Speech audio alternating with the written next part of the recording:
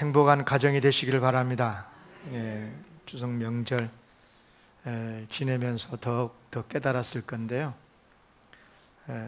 가정이 복되어야 돼요. 가족이 다 형통하고요. 특별히 부모님이 건강하셔야 되고 자녀들이 또 잘 돼야 되고, 이것도 큰 복인데, 가장 복된 근원은 부부에게 있다, 이런 생각을 해서 오늘은 가장 복된 가족 가운데서도 부부의 이야기를 하면서 은혜를 좀 나누려고 합니다.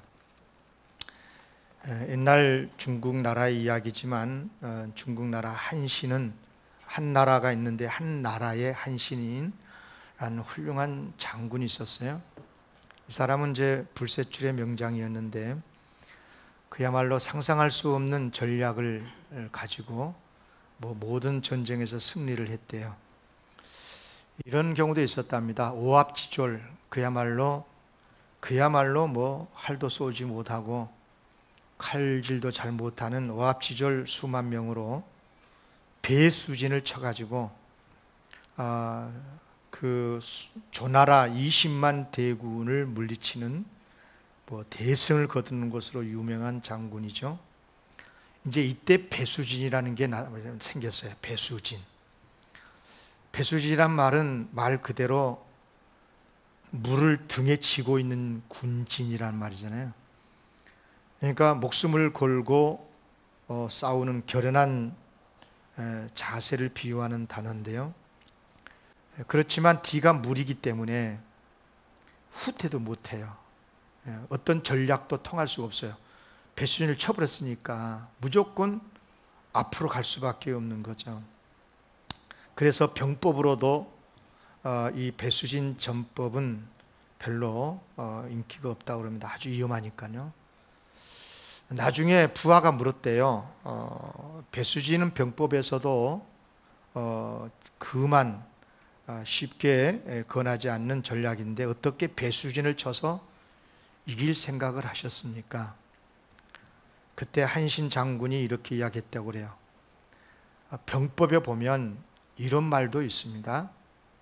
사지에 빠져야 살아남는다.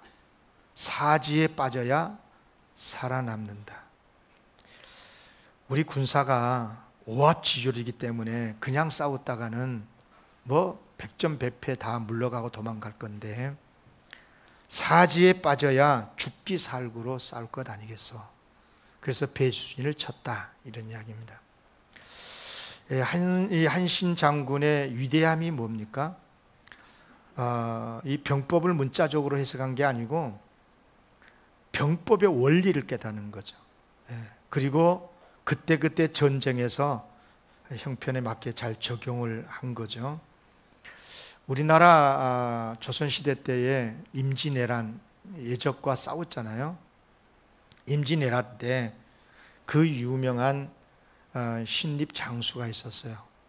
근데 이분이 아마 이 한신 전법을 배워서 썼는지는 모르지만 예군과 맞서서 싸울 때 배수진을 칩니다.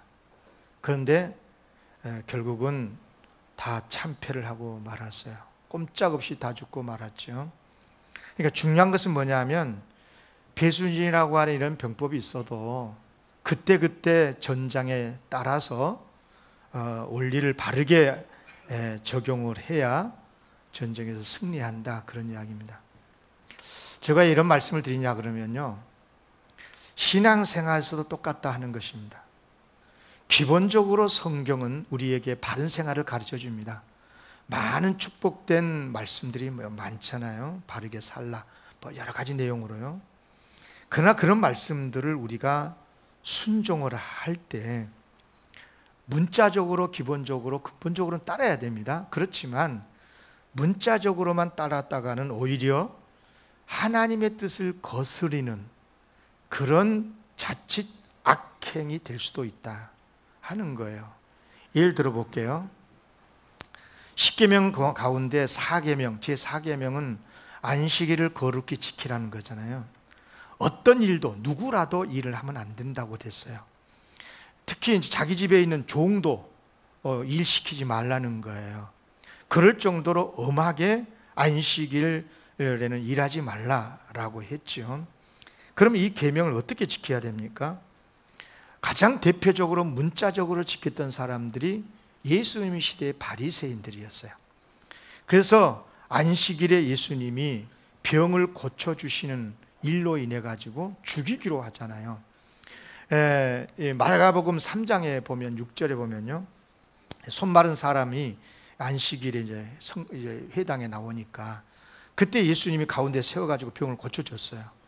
그러니까 뭐라고 그러냐면 바리새인들이 나가서 곧 헤롯 당과 함께 어떻게 하여 예수를 죽일까 의논하니라. 하나님의 말씀 의논하면서 안식일 날 사람을 죽이기로 계획을 세운다. 이건 정말 더 악행 아닙니까? 더 무서운 죄 아니겠습니까? 이게 매우 중요한 이야기인데요. 여러분, 안식일 계명의 원리가 뭐라고 생각하십니까? 왜 하나님은 안식일 날 일하지 말라고 했을까? 왜 주일날을 거룩히 지키라고 했을까? 이유가 뭔 것 같아요? 일하지 말라는 것입니까? 전혀 그런 게 아닌 거예요. 일을 하면 안 되는 이유가 있다는 거예요. 일 때문에 하나님을 멀리하지 말라는 것입니다. 하나님을 가까이에서 생명을 지켜야 되는 거죠. 그런데 안식일날 일을 하게 되면 무슨 일이 벌어집니까? 하나님께 예배를 드릴 수가 없어요. 그럼 영이 죽어요. 쉬지를 못하니까 몸이 쉴 시간이 없어져서 우리 어르신들이 자주 하는 말이죠. 골병 들어 죽는다고. 일을 쉴 수가 없으니까 그런 것 아니겠어요? 여러분 기억하십시오. 우리 인간은 모두가 다요, 영혼이 있기 때문에 영은 예배를 안 드리면 죽게 되어 있습니다. 그렇잖아요. 몸은 또 쉬지 않고 일을 하잖아요. 그러면 병들어 어려움을 당해요. 그러니까 하나님께서 안식일 날 일하지 말라시는 것은 일을 하면 안 된다는 것이 아니고 몸을 살리고 예배를 드림으로 우리의 영도 살리라는 것입니다. 그래서 예수님께서는 안식일 날인데도 살리는 일을 하시는 거죠. 손 마른 사람의 병을 고쳐주신 거예요. 이건 뭘 말하냐면 예수님께서 문자적으로 보면 분명 안식일날 일을 한 거기 때문에 범한 거지만, 죄를 범한 걸로 해석을 할 수 있지만, 그러나 그 말씀의 뜻을 바르게 이해하고 그 말씀을 하신 하나님의 이유를, 뜻을 알았기 때문에 바르게 적용을 해서 병을 고쳐주신 거예요. 여러분, 우리도 똑같습니다. 성경 말씀을 읽고 말씀대로 살되 문자가 아니라 그 말씀을 하셨을 때 하나님의 의도, 왜 예수님이 그렇게 말씀하셨을까? 그 원리, 그 뜻을 바르게 찾아서 우리의 삶에 바르게 적용을 해야 건강하게 신앙생활을 할 수가 있습니다. 여기서 잠깐 여러분들에게 한 가지 조심할 것이 있습니다. 누군가가 성경 원리는 이런 거다 그러면서 그 원리에 따라서 자기가 바르게 적용을 한다고 해가지고 그 적용한 것을 문자적으로 따랐다가는 더 큰 위험에 빠지게 됩니다. 자, 이런 거죠.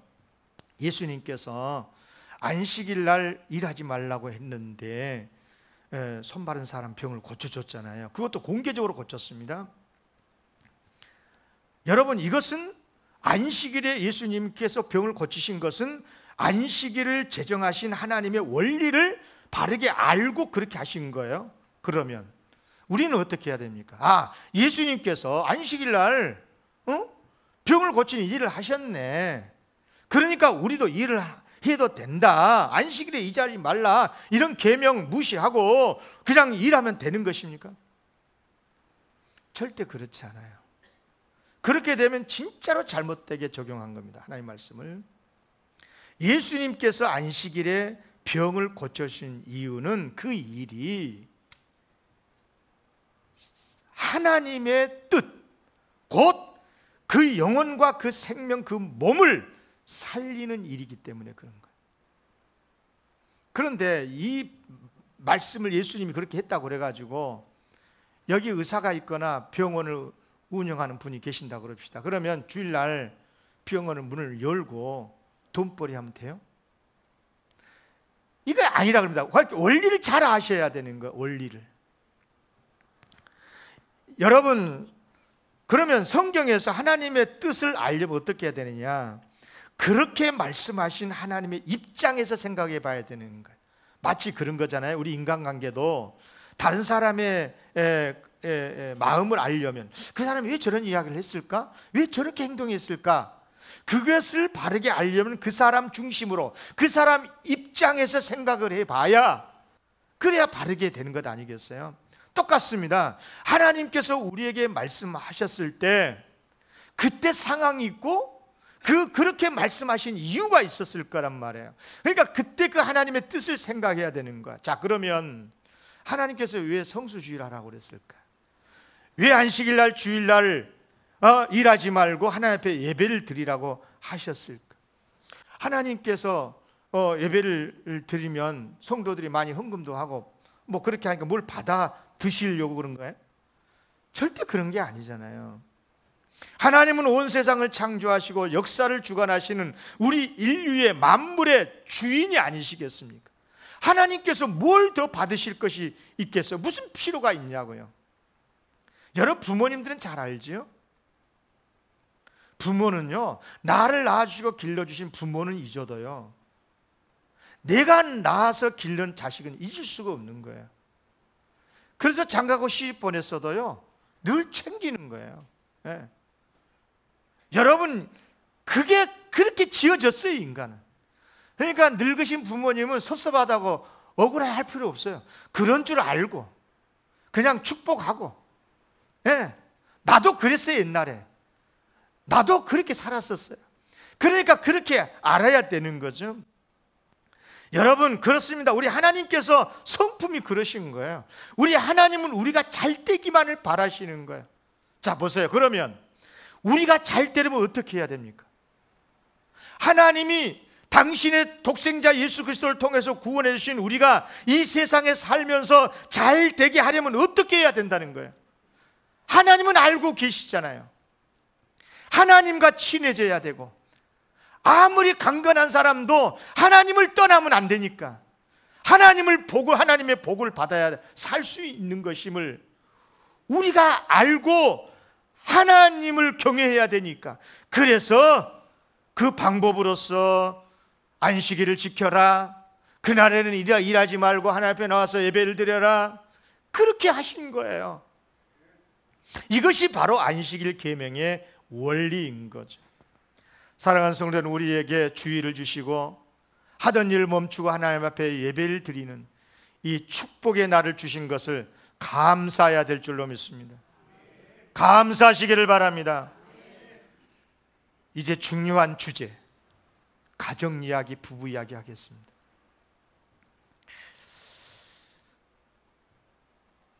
오늘 말씀에 보면 저는 이걸 고난받은 하나님의 말씀이라고 그래요. 가장 박해받은 하나님의 말씀. 21세 한국 기독교인들에게 가장 박해를 받고 있는 하나님의 말씀. 부모를 공경하라는 말씀도 박해받고 핍박받고 있지만, 아내들아 이와 같이 남편에게 순종하라. 자, 우리 결혼하신 우리 아줌마들 우리 자, 한 달 후에 결혼할 우리 송지훈이, 자, 우리 크게 앞에 빨간 글씨만 시작. 아내들아 이와 같이 자기 남편에게. 아멘. 그러면 남편들은 아멘 해야지. 아멘 해야지. 자, 그러면 이제 7절 빨간 글씨만 이제 남편들입니다. 남편들 읽으십시오. 다 같이 읽고, 그냥 남편들만 읽읍시다. 시작. 남편들아 이와 같이 지식을 따라 너희 아내와 동거하고 귀히 여기라. 뭐라고요? 귀하게 여기라. 이 말씀 언어에 보면은요, 세상에서 단 하나밖에 없는 줄 알고 귀하게 여기라는 거예요. 여러 개 가운데 선택하라는 게 아니고요, 딱 그 그거 하나밖에 없어요. 이 지구촌에 그 여자 하나밖에 없는 줄 알고 귀하게 여기라. 우리 아내들이 아멘 해야지. 아멘? 얼마나 귀한 말씀이에요. 그런데 이 두 말씀이 다 박해를 받고 있다 그 말이에요. 여러분, 이 말씀들을 어떻게 해석해야 돼요? 아내들은 남편에게 순종해야 되고, 아내들은 남편들은 아내를 떠나서는 안 되고, 항상 동거하고, 분방해서도 안 되고, 귀하게 여기라고 그랬을까? 어떻게 해석해야 되는지 이제 해석합시다. 문자적으로 그대로 해석해도 돼요. 뭐 틀리지 않습니다. 그런데 실제로 여러분 물어볼게요. 지금 우리 영광교회 권사님들, 아내 되신 분들, 아내 되신 권사님들 많은데 남편에게 순종해요? 순종한 사람만 아멘 해봐.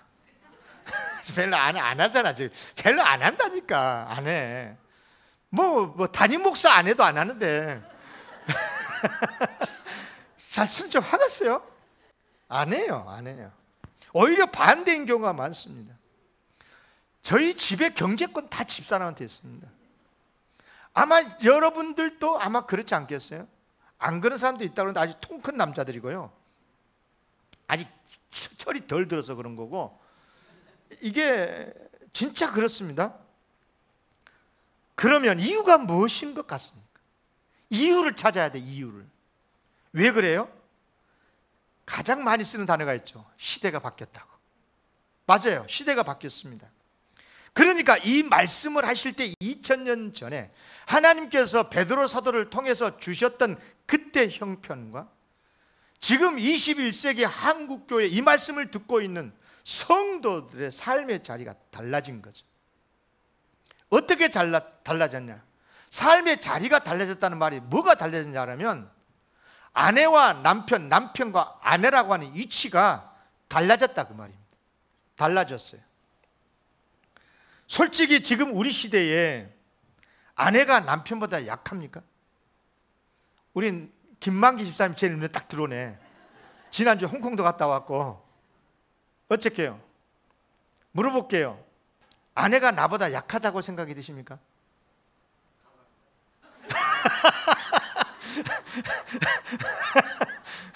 제가 강하다고 생각한 사람에게만 물어본 거예요. 약하다고 생각한 사람은 아마 우리 한풍 집사한테 물어봤으면 큰일 날 뻔했어요. 답이 다르게 나올 뻔했는데, 아무튼 잘 들으셔야 돼요. 오늘 설교가 이 추석 되고 그래서 이 부부가 잘못하면 싸우고 막 그러니까 좀 화해도 할 겸 그렇게 해서 설교를 준비한 거니까요. 벌써 오래된 유머 시리즈인데요, 강 큰 남자 시리즈라는 게 있었어요. 아마 들어보셨을 거예요. 몇 가지만 소개를 해보면요, 강 큰 남자는 첫째, 아침에 밥 달라고 식탁에 앉아 있는 남편. 가만히 밥 줘, 이런 거예요. 저가 강 큽니다. 그 다음에 두 번째는 아내가 잔소리하는데 말을 끊는 남편. 세 번째, 아내가 연속극을 보는데 채널을 돌리는 남자. 넷째, 아내가 외출을 하는데 어디 가냐고 묻는 남편. 다섯째, 아내가 늦게 들어왔는데 밥상을 차려놓지 않는 남편. 공감이 되는 이야기가 대부분인데, 그렇다면 솔직히 말해서 우리 사회는 이미 아내가 강한 시대가 아닌가, 이제 그런 거죠. 중요한 것은 뭐냐면 말씀을 바르게 잘 적용하라는 거였잖아요. 그러면 이 말씀을 어떻게 적용을 해야 바르게 적용하냐는 것입니다. 한마디로 말하면 말씀에 기록된 그 말씀의 의미, 왜 말씀을 이렇게 하셨는지에 대한 그 의미와 그 배경과 그 하나님의 의도를 정확하게 파악을 해야 돼요. 자, 여러분에게 물어볼게요. 하나님께서 왜 남자 여자를 만드셨잖아요.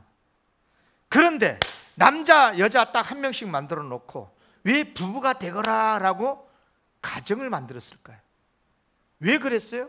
아니, 남자 여자가 따로 그냥 만들어 놓으면 그냥 짐승들처럼, 동물들처럼 가끔씩 남자 만나고 여자 만나고 해서 짝짓기 해가지고 그냥 애기 낳고 그렇게 해서 인류를 번성하게 하면 될 건데, 짐승들처럼. 왜 인간만은 정확하게 남녀 짝을 지어서 평생 동안 부부되게 하고 가정을 만들어서 그렇게 해서 인류를 이어가게 하셨을 것 같습니까? 왜 그랬을 것 같아요? 그 이유를 알아야지. 따라하겠습니다. 쉬워, 답이. 행복하게 하시려고. 뭐라고요? 행복하게 하려고요. 인간의 불행은 어디서 온 줄 아십니까? 경계를 넘어가면 불행이 오는 거예요. 그러니까 남편과 아내가 행복을 하도록 하기 위해서 딱 둘이를 부부로 만들어 놓은 거예요. 딱 둘. 하나님께서 딱 여자 남자 딱 둘만 창조했잖아요. 그런데 이제 행복하게 하려고 만들어 놨어요. 부부 되게 했어요. 그러면 부부가 행복하려면 어떻게 해야 돼요? 남자 여자가 부부가 됐어. 남편 아내가 됐어. 그러면 행복하려면 어떻게 해야 돼요? 몰라요? 따라합시다. 서로 섬겨야 된다. 맞죠? 그래서 부부는 서로 돕는 배필인 거예요. 착각하지 마세요. 아내만 남편을 돕는 배필이 아니에요. 남편도 아내를 돕는 배필인 거예요. 배필로 서로 섬기도록 만들어 놓은 거죠. 그런데 그러니까 하나님께서는 남편과 아내를 남자와 여자를 창조하셔서 남편과 아내가 되게 하셨는데 한 부부가 돼가지고 서로 도와야 되는 거예요. 그러니까 여기서 착각하면 안 돼요. 남편과 아내는 둘 다 똑같이 하나님의 형상이에요. 아멘? 똑같이 인격을 동등하게 가지고 있어요. 그러니까 어떤 경우에도 남자, 여자, 남편, 아내는 누가 더 인격이 더 낮고 인격이 덜하고 어떤 경우도 나눌 수가 없는 거예요. 창세기 1장 27절 하나님이 자기 형상 곧 하나님의 형상대로 사람을 창조하시되 남자와 여자를 창조하시고. 아멘. 그 외에 다른 성 없어요. 딱 하나님이 인간을 만드실 때 남자 여자만 만드신 거죠. 그리고 부부되게 하셨어요. 그런데 서로 돕는 배필 되겠단 말이에요. 돕는다는 게 뭐예요? 누가 돕습니까, 여러분? 물어볼게요. 돕잖아요. 서로 돕지요. 나는 저 사람을 돕고 저 사람 나를 도와. 부부도 서로 행복하게 살라고 부부되게 하시고 서로 돕게 하셨어요. 그런데 돕는다는 게 뭐예요? 각자의 역할이 있다는 거예요. 남자가 잘하는 게 있고 여자가 잘하는 게 있어요. 반대로 못하는 게 있을 수 있잖아요. 그러니까 그것을 각자가 도울 수 있도록 각자의 역할이 있다는 거예요. 그런데 하나님께서 남자와 여자, 특히 남편과 아내가 딱 되는 순간에 똑같이 남자 여자 동등하게 만들어놨는데 남편이 되는 순간, 아내가 되는 순간 역할을 줬어요. 역할을. 그렇잖아요. 남편의 역할이 있고 아내의 역할이 있어요. 남자 여자는 똑같아. 그런데 결혼하는 순간 역할이 딱 주어졌어요. 역할이 뭐예요? 남편의 역할이 뭐예요? 따라하겠습니다. 가장인 거예요. 가장. 그러면 아내의 역할은 뭐예요? 가장과 함께 동등한 입장이지만 남편이 가장 역할을 잘할 수 있도록 함께 하게 하는 거예요. 매우 중요한 이야기입니다. 여러분, 이 말씀은요 2000년 전에 기록된 말씀이잖아요. 오늘 본문 말씀이요. 그런데 이 두 가지 원리를 놓고 베드로 사도가 하나님의 말씀으로 쓸 때, 아내는 남편이 가장이니까 가장에게 순종을 해야 된다, 그런 거고, 아내는 나와 함께 내가 가장 노릇을 잘 할 수 있도록 함께 도우면서 한 가정을 일구어야 되니까 귀하게 여겨라. 세상에서 둘도 없는, 딱 하나밖에 없는 정말 보배로운 보배로 알고 귀하게 여기라고 그렇게 말씀해 주신 거예요. 그런데 오늘날 우리 한국 사회는, 우리 한국만 아니라 세계가 다 그렇습니다만은, 여러분, 우리 사회에서는 이것을 완전히 이상하게 해석을 하는 거예요. 남자와 여자가 동등하니까 남편과 아내도 동등하다고 여기고 서로 역할을 섬겨주지를 않는 거예요. 서로 역할을 인정해 주지를 않는 거예요. 그것이 불평등하다는 거예요. 이건 타락입니다. 하나님이 가장 싫어하는 것이 두 개가 있습니다. 하나는 차별하는 걸 싫어하십니다. 어떤 경우도 하나님은 인간 차별은 아주 심하게 벌 주십니다. 그런데 동시에 하나님이 가장 싫어하는 게 가운데 또 하나 있습니다. 구분할 줄 모르는 거예요. 남자 여자를 구분을 못해요. 그러니까 남자가 여자 노릇하고 여자가 남자 노릇하고, 그래서 동성애를 하고, 그것이 인권이래요. 이건 엄청난 잘못인 거거든요. 차별 안 됩니다. 그러나 구분할 줄 알아야 될 줄로 믿습니다. 그러니까 이 말씀은 문자적으로 지키는 것이 물론 원칙이지만, 진짜 하나님의 뜻대로 살려면 성경의 원리를 바르게 파악해서 우리 현실에 맞게 적용을 해야 될 것입니다. 자, 그러면 조금 더 나누어서 아내가 남편에게 순종하라, 이 말씀을 하셨는데 원리가 뭘까? 예? 왜 원리야? 순종하라 그러니까 조금 거부 반응이 있는데, 그러면 왜 순종하라고 그랬을 것 같습니까? 따라하겠습니다. 남편을 존중하라. 예, 똑같은 이야기입니다. 이유는 뭐냐면, 여기 이유 때문에 타락한 겁니다. 이유 때문에 잘못돼서 그런 겁니다. 왜 남편을 순종하고 남편에게 존중해야 되냐면, 이유가 뭐냐 그러면, 남편이 더 존귀하고 남편이 더 힘이 세고 남편이 더 권세가 있어서가 아니고 남편 역할 때문에 그런 거예요. 뭐라고요? 남편 역할. 이것은 인간이 타락한 이후에 더 정확해졌습니다. 이제 선악과를 따먹은 다음에 하나님께서 여자에게 뭐라고 그러셨냐면, 네가 임신하는 고통을 크게 더한다. 전에도 임신하고 아기 낳겠지만, 낳을 수 있었지만 이제는 고통 속에서 아기를 낳는다는 거죠. 그리고 수고하고 자식을 낳을 건데 너는 남편을 원할 거다. 그리고 남편은 너를 다스리게 될 거다 그랬어요. 이 말은 오해하지 마세요. 다시 말하지만 더 권세가 있기 때문에 남편이 다스린다는 게 아니고, 남편의 역할을 감당하도록 하기 위해서 네가 돕는 배필로 다스림을 받아야 된다는 말씀인 거죠. 여러분, 이것은요 마치 이런 거예요. 자녀가 아무리 돈벌이를 잘하고 출세하고 대통령이 됐고 장관이 돼 있어도요, 부모님을 공경해야 되잖아요. 그죠? 예. 자녀가 부모를 아무리 공경해도요, 자녀가 비천한 존재가 되는 게 아니에요. 아내가 아무리 남편을 순종하고 존경을 해도요, 아내가 비천해서가 아니에요. 역할을 하고 있는 것뿐인 거예요. 역할. 다시 따라하겠습니다. 역할. 매우 중요합니다. 이것은요 우리 믿는 사람만이 아니고 이미 안 믿는 사람들 다 이 원리를 알고 있어요.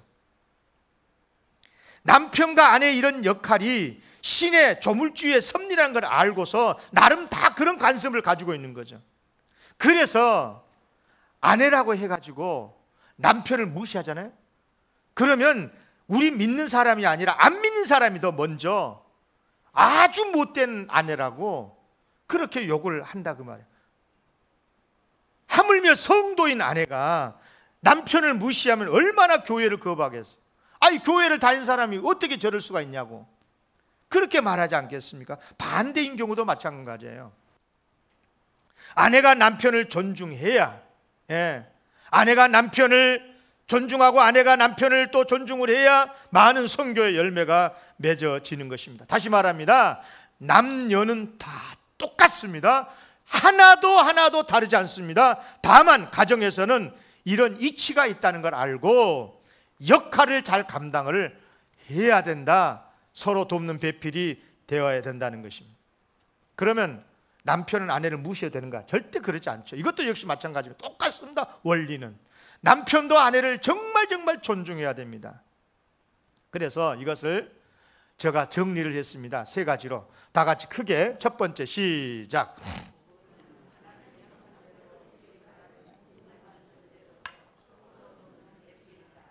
동등하다는 말하고 서로 돕는다라고 하는 걸 잊지 마셔야 돼요.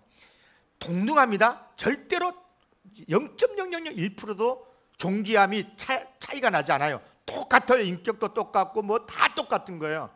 하나님의 아들, 딸이에요. 다만 서로 돕는 배필이라는 걸 꼭 아셔야 돼요. 두 번째 시작.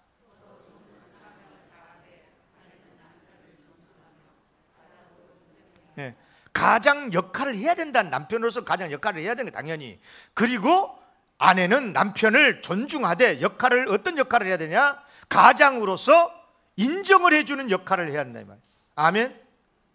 아멘이 안 나와. 그렇게 설교를 해도 오늘 막 2시간 할까 그냥 설교. 셋째 시작.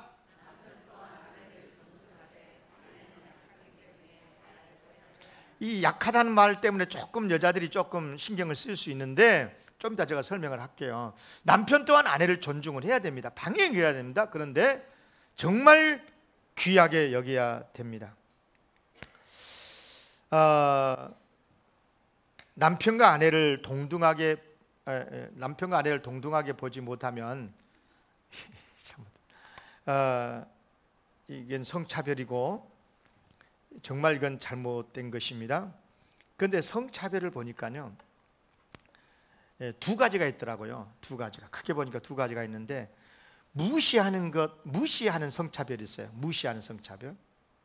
그런데 반대로 위한다 하면서 성차별한 게 있어요. 위해 주는 성차별이 있어요.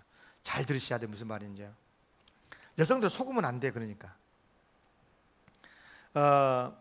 그 타이타닉호가 이제 그 침몰을 했을 때 구명보트가 오잖아요. 구명보트에 누구를 먼저 태워요? 아이들과 여성들을 먼저 채우죠. 그죠? 여성을 존중하는 거잖아요. 생사의 갈림길에서 힘이 센 남자들이 먼저 타지 않고 여성들을 태우고 아이를 태우는 것은 그만큼 귀하다는 것 아니겠어요? 존귀하게 여긴다는 거잖아요. 여기에서는 여성들이 아멘을 잘합니다. 아멘을 잘하죠. 그런데 여러분 이거 아십니까? 타이타닉이 침몰했을 때가 언제냐면, 영화는 그 후에 만들어졌지만 1912년도에 일어났어요. 1912년에.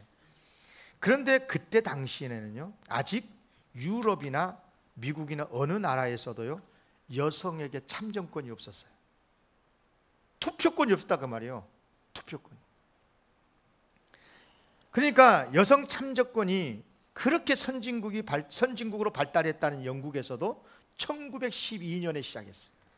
미국에서도 1920년도에 시작을 했어요. 그것도 부분적으로만 주어졌을 뿐인 거죠. 그만큼 서구 사회가 발달됐다고 그러지만 철저하게 남성 중심의 사회였고, 남성들이 목숨을 걸고 여성을 살려주면서도 일반 사회에서는 인격적으로는 여성을 무시했던 시대. 지금 우리 한국 사회가 이런 모습이 팽배하다는 것입니다. 이미 가정에서는 이미 모든 권한이 아내에게 넘어갔어. 여기까지는 아내들이 참 고생을 많이 했습니다. 넘겨받느니라고. 그런데 여전히 일반 사회에서는 남성의 영향력이 훨씬 더 커요. 여러분 이런 말 들어보셨어요? 유리천장이라는 말 들어보셨어요? 이게 뭐 경제 논리에서 하는 말인데, 제가 이 도표를 하나 가져왔어요. 잘 보이나 모르겠네. 이게 뭐냐면은 이제 금년 2월 달에 영국의 시사주간지죠, 이코노미스트지가 OECD 29개 나라의 고위직 여성 비율이 얼마나 되냐 하는 것을 이제 조사해서 유리천장 지수를 발표했는데, 유리천장이라는 것은 여성들의 고위직 여성들, 여성의 고위 진출을 가로막고 있는 보이지 않는 어떤 장벽, 이제 그것이 이제 소위 이제 유리천장이라는 건데, 유리천장 지수라는 건데, 우리나라가 제일 밑에 있어요. 잘 글씨가 잘 안 보이죠. 제일 밑에 빨간지도 더 빨간 글씨로 딱 밑에서 29위. 이 처음 조사하기 시작했던 2013년부터 금년까지 11년 동안 무려 줄기차게 29위. 그리고 글씨가 눈이 좋은 사람 보이겠지만 바로 28위가 어느 나라에 쫙 그어졌죠. 일본. 여러분, 일본 대한민국은요 세계 속의 선진국입니다. 벌써. 그런데도 여전히 유리천장 지수는 그만큼 하락되어 있다 그 말. 아니 높다 그 말입니다. 그만큼 여성 차별이 사회 속에서는 많다 하는 것. 여러분, 뭐 좀 시간이 지납니다만은 지난 전전주에 총회가 있었잖아요. 총대가 1,500명이 모입니다. 목사 장로님들이 모여서, 그러니까 모여서 회의하기도 제대로 안 되는 거죠. 근데 어쨌거나 그런데 금년에 여성 총대들이 한 60여 명 정도 오셨어요. 여성 목사 장로님들이. 그러니까 좋다고 박수치고, 예? 다음엔 내년엔 더 여성 총들이 왔으면 좋겠다고 그러잖아요. 여러분, 여성 목사 안수, 장로 안수, 이 여성 안수 제도가 합동 측은 지금도 없지요, 보수 쪽에서는. 그런데 우리 교단이 정확하게 30년 전에 생겼습니다. 그런데 30년의 세월이 지났는데도 여전히 지금 여러분 딱 둘러보면 여성들 훨씬 많잖아요. 교회에 겨우 6대 4 정도, 60% 정도가 여성 성도래요. 더 많죠. 그런데도 실질적으로 교회 현장에서는 여성 장로 우리 교회에 없잖아요. 여성 목사 많이 없어요. 있어도 담임 목사로 청빙을 안 해요, 교회가. 그러니까 놀랍게도 여성에 적은 여성이구나, 이런 생각을 하게 되는 거죠. 그만큼 지금 우리 한국 사회가, 교회도 마찬가지, 사회도 마찬가지. 여러분, 제가 알고 있는 어느 부부, 목사 부부인데요, 신학교를 다닐 때 두 분이 이제 신학교에서 만나가지고 이제 연애해가지고 결혼을 했어요. 그런데 우리 학교 다닐 때 그런 이야기를 했습니다. 둘 다 뛰어난 아주 최고의 학부 공부를 하고 이제 신학교를 온 부부였는데, 누가 봐도 아내가 더 학자적인 기능이 있었어요. 재능이 더 많았어요. 예. 그런데 결국은 뭐냐? 아내가 되시는 목사님이 자기는 다 공부를 포기하고 남편의 공부, 남편의 사역을 위해서 모든 걸 희생하고 그렇게 하는 것을 볼 수가 있죠. 어쩔 수가 없죠. 사회가 그러니까 남편의 가장 역할을 돕기 위해서 자기가 희생을 하는 거죠. 이런 것을 일컬어서 환경적인 제한이라고 그러잖아요. 자, 이런 경우에 남편이 어떻게 생각해야 돼? 아내가 나보다 더 능력이 부족해서 그렇게 말하면 됩니까? 100% 틀린 말이죠. 그 말은 그게 아니잖아요. 반대로 생각해야 돼요. 오히려 나보다 훨씬 더 학자적인 재능도 있고 지혜도 있고 능력도 있지만은 뭐예요? 남편의 가장 역할을 섬겨주기 위해서, 최고의 아내가 되기 위해서, 그 역할을 감당하기 위해서 돕는 배필이 되는 거죠.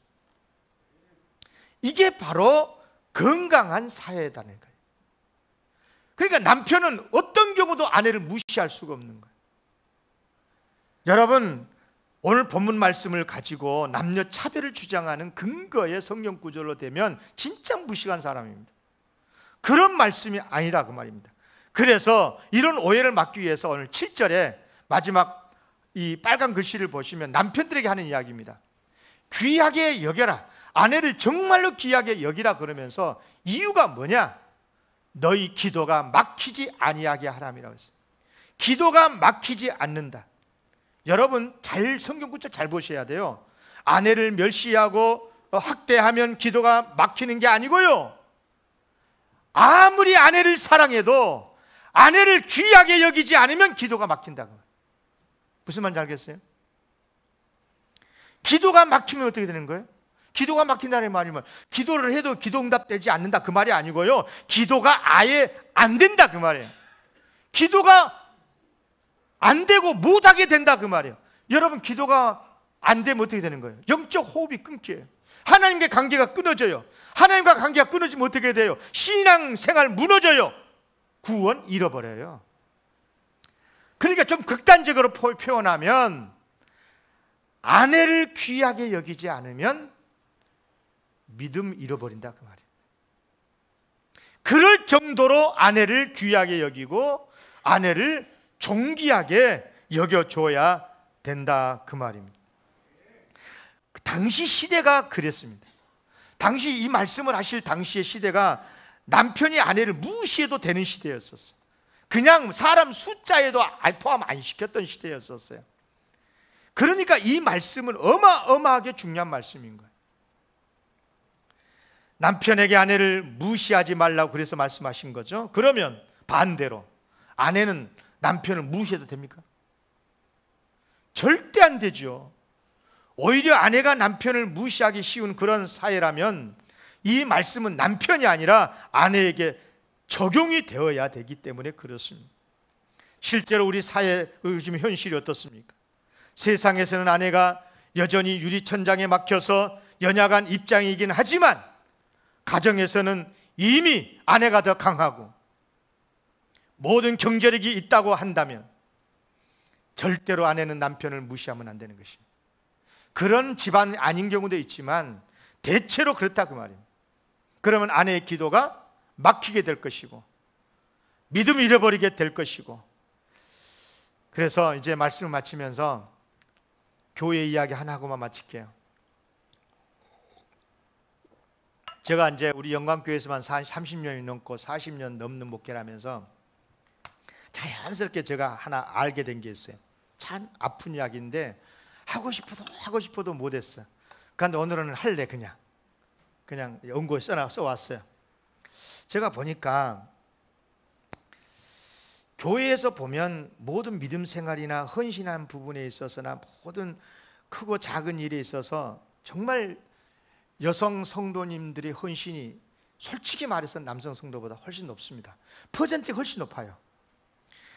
그렇게 보면, 객관적으로 보면 여성의 신앙이 더 좋다라고 생각이 돼요. 제가 봤을 때는 그래. 실제로 퍼센티지도 여성들이 훨씬 많고, 교인들이, 우리 교회만 그런 게 아니라 모든 교회가 다 그래요. 그런데 그래서 그런지는 모르지만 교회에서 아내가 조금은 남편을 무시하는 경향이 있어요. 다시 말해서 여성들이 남편의 신앙을 약하다고 생각을 해.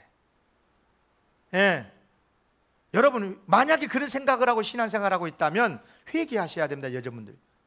여러분, 나는 믿음이 좋고 그래서 어떤 경우도 다 감당을 하는데 내 남편은 아직까지 믿음이 부족하고 믿음이 작아서 좀 이렇게 하면서 믿음을 좀 무시하려고 하는 경향이 있어요.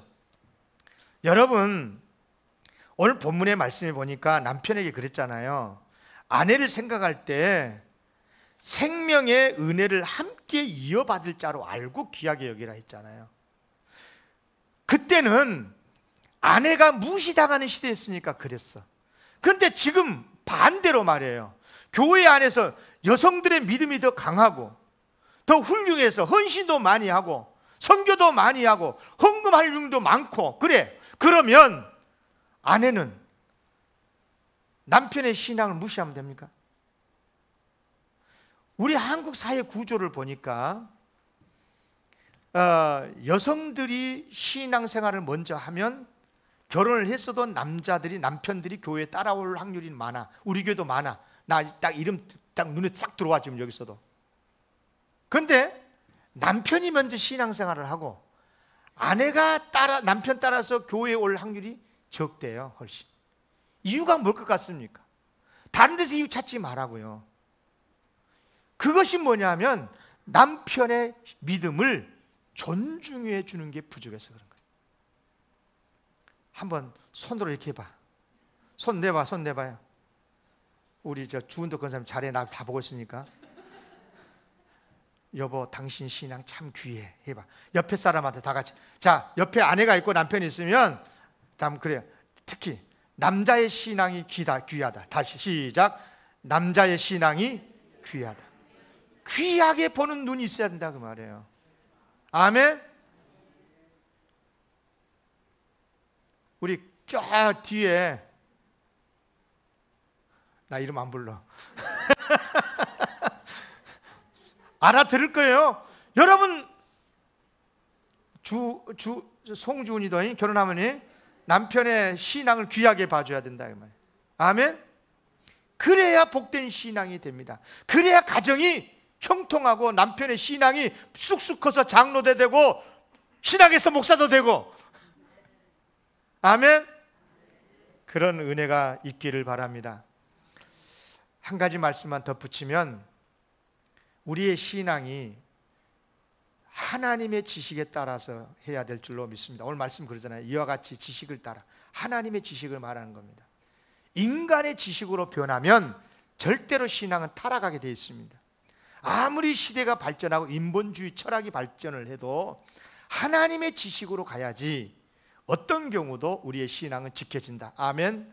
이런 은혜가 충만하시고, 오늘 말씀은 좀 강의처럼 느껴졌습니다마는 여러분 행복한 가정 꼭 되시기를 주의 이름으로 축복합니다.